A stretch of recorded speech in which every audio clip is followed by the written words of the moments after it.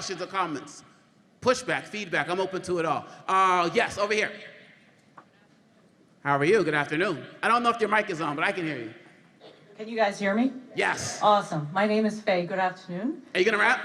No. It's okay. No. I'm learning. I'm learning though. Okay. I'm learning though. I'm just saying. I want to share something with you before I ask my questions. So Okay. This actually happened to me a couple days ago. Okay.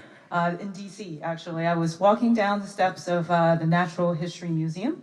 It was a hot day. There was a man there selling water, and he also had baseball caps with him. And he was selling the water, but he was telling everyone that he was giving away the caps. And I was going down the steps, and I looked very puzzled. I was like, huh, you're selling water, but you're giving away caps. Usually I would expect the other way around. And he's a black man, he mistook my look of puzzlement for fear. He actually said to me, hey, Asian lady, don't be afraid. There are white people around. So that's what he said to me. Now, if that had occurred to me a few years ago, even a few years ago, I would have been hurt because he didn't know anything about me. He didn't know about my family, my background. That wouldn't be anything that I would be feeling. However, what I actually felt was sadness. And I've been thinking about it every day since then. What I'm sad about, and I know how real it is for people of color, regardless of whether you're Black, Hispanic, or Asian, is that we, no matter where we go, we carry the burden of our race, of who we are, whether it's our religion or our race, with us everywhere we go.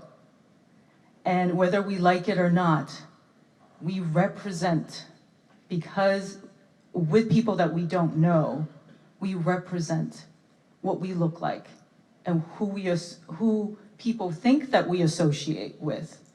And that's what gives me that profound sadness, is that as much as we like to be treated as individuals, and we like to treat everyone as individuals, but when we walk into a room for the first time or we're in public, we're not individuals. And it makes me sad that he felt that I was afraid of him when I absolutely had no fear whatsoever. So my question for you, sir, is what do we do to change that in our everyday lives so that we aren't afraid of each other? And whatever look that we have on our faces is not a look of fear and will not be interpreted as look of fear, but actually just natural human emotions of, regardless of what his race was, I was just puzzled. No, I hear you. I'm sorry. Thank you. No, I'm sorry. Did I interrupted you? No, that's good. That's good. Are you sure? Yes. Oh, okay. What's your name? Faye. Faye. So,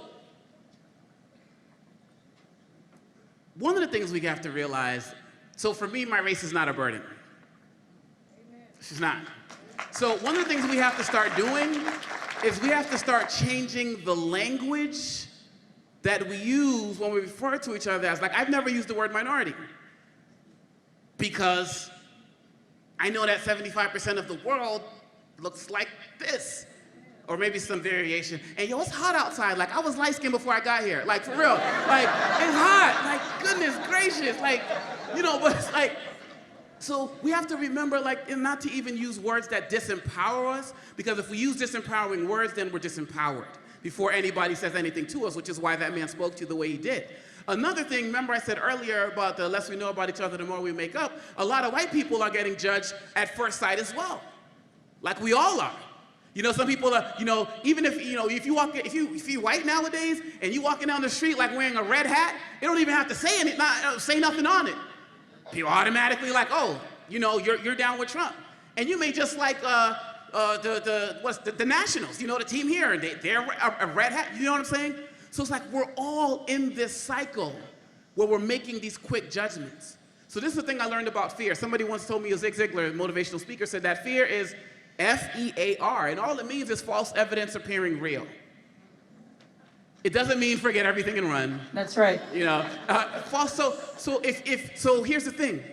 When somebody makes that comment and you have the ability to speak to them, because I know on the streets things can be different, rather than getting upset, the question is why? Why did you make that comment? What led you to make that comment? You see, I understand why he made that comment based on my experiences being a black man in America. I understand it, but the question is, does he understand it, or is it a natural reaction? So a friend of mine just brought his wife to Ghana. He's Ghanaian, and she's African American. And he said when they were coming back on the plane, she was crying because she had never known what it was like to live outside of an oppressive society. And flying back to it made her break down. Another African American who was on the trip, when he was going in, and the police there are black, Ghanaian, they stopped him to, you know, check his credentials or whatever, and he said, wow, I gotta deal with this in the United States and I gotta come with it here. That was his perception, and he said, no, sir, we're actually doing that for your protection, for where you're going right now. Completely flip the script. Do you understand what I'm saying? So we have to realize that the things that we talked about, they were taught.